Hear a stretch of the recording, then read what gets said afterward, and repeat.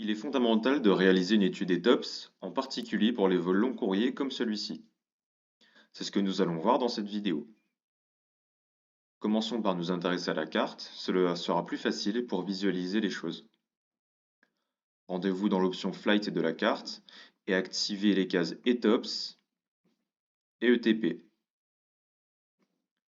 On remarque que sur la carte apparaissent différents cercles en petits pointillés. Ce sont les cercles de vol de 60 minutes qui sont centrés sur des aéroports d'appui tout au long de leur route. Nous avons dans notre cas par exemple dans l'ordre l'ESSO, GMMN ou encore GCTS.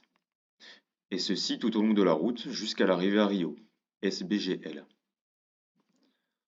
On retrouve la liste de ces aéroports dans la section ETOPS, en étendant la section. Vous avez ici la liste dans EEP, EXP Station, la liste de ces aéroports d'appui dans l'ordre. l'ESSO, GMMN, GCTS jusqu'à Rio. On remarque sur la carte la route a une section, un segment qui n'est dans aucun des cercles en petits pointillés. Cela correspond tout simplement au segment ETOPS de notre route. On voit que ce segment est délimité par deux aéroports extrêmum, GVNP et SBGL pour Rio à l'arrivée. On retrouve ces deux aéroports extrêmum également dans la section ETOPS au tout début, ici GVNP et SBGL. Juste au-dessus de cette liste de deux aéroports, on retrouve 360 minutes.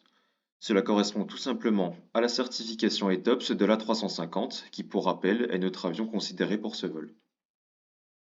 Vous pouvez indiquer dans cette case une certification inférieure à celle-ci si vous le souhaitez, mais vous ne pouvez pas directement indiquer une certification supérieure.